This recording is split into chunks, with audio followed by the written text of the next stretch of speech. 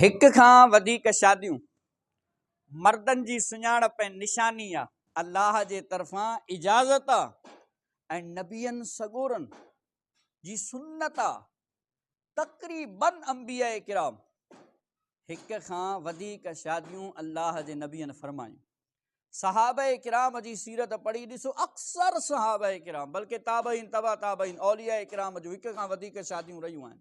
क़ुरान पाक में जेका आयत निकाह आहे, अल्लाह करीम इरशाद फरमायो फनकिहू मा तवाब लकुम मिनन निसाई मसना व सुलास व रुबा। आयत निकाह जी शुरुआत ही ॿी शादी सां आहे।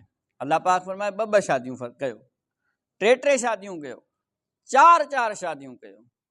फाइन खिफ्तुम अल्लाह तादिलु, हाओ जेकॾहिं तव्हांखे ख़ौफ़ हुजे, इंसाफ़ न करे सघंदो, हलाए न सघंदो, अदल न करे सघंदो, त पोइ हिकिड़ी ॿी शादी जी अहमियत हिन मां बि ज़ाहिर आहे। असांजे मुआशिरे में हर अक़लमंद माण्हू हिन ॻाल्हि खे तस्लीम कंदो, असांजे मुआशिरे में बेवा तलाक याफ़्ता औरतुनि जी हिकिड़ी तादाद आहे। त हीअ जेका नई असांजी नस्ल आहे, छा इहे बेवाउनि खां निकाह कंदा? हिननि जा नख़रा नई नस्ल जा नाज़ नख़रा नथा ॾिसो, इहे बेवाउनि खे क़बूल कंदा या तलाक याफ़्ता खे क़बूल कंदा? न, उहे नतीजतनि में कई औरतूं शादी जी नेमत खां महरूम रहिजी वेंदियूं। लिहाज़ा हिन ॻाल्हि जी अहमियत खे उजागर करणु घुरिजे।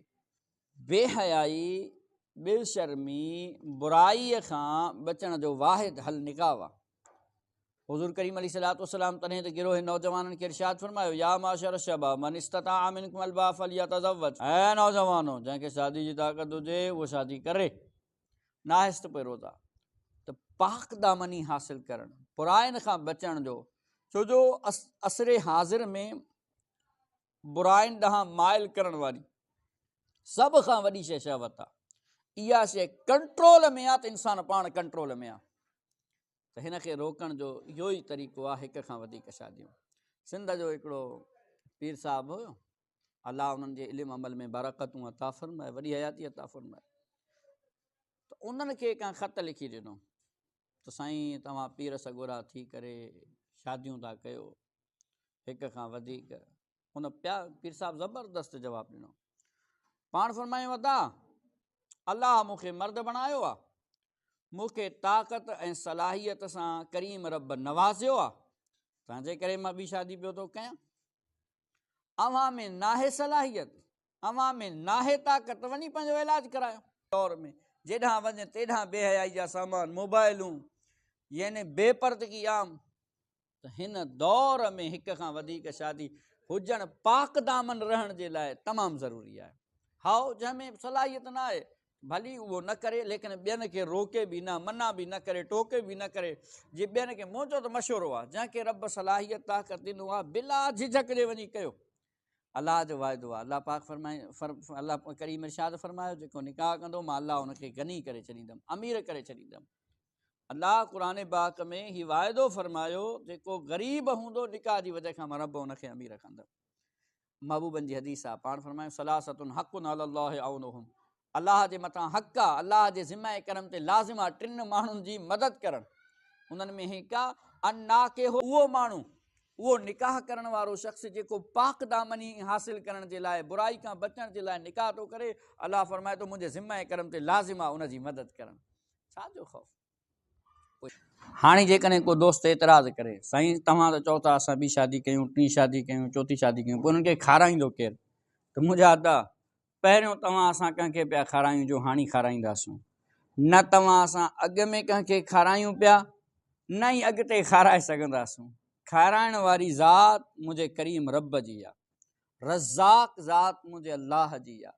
त अलाह करीम जो वाइदो आहे, अलाह जूं बानियूं ईंदियूं त अलाह पाक रिज़िक जो इंतिज़ाम बि पाणे फरमाईंदो, अलाह पाक रिज़िक जा दरवाज़ा पाणे खोले छॾींदो।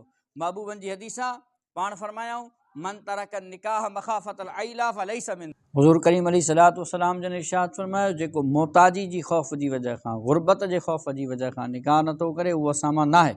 ऐं ॿियो फ़ाइदो बि ॿुधायां, हिकिड़ी घर वारी मुड़ुस सां विढ़ंदी आहे, जॾहिं ॿ थींदियूं त मुड़ुस लाइ विढ़ंदी। हिकु शादी वारो माण्हू नौकर ऐं ग़ुलाम हूंदो आहे, ॿिनि शादियुनि वारो माण्हू बादशाह हूंदो आहे। त असरे हाज़िर में इहा बीमारी बि वधंदी थी वञे त माण्हू शादी करण खां बाद में बि हेॾां होॾां धूड़ पाईंदा था वतन धूड़, हुन खां भलो न आहे त पंहिंजी ॿी शादी करे छॾनि, टीं शादी करे छॾनि, चौथीं शादी करे छॾनि।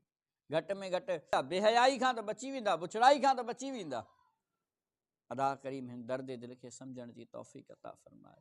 त लिहाज़ा जंहिंखे बि ॿी शादी जी ताक़त आहे, तौफ़ीक़ आहे, रिश्तो बि मिले, रिश्तो न मिले त पोइ मूं वांगुरु वेठो दुआऊं घुरे, रिश्तो बि मिले त पोइ देरि न करे, बिला झिझक जे, बिला रोक टोक जे, 1 मिंट बि देरि न करे वञी ॿी शादी करे।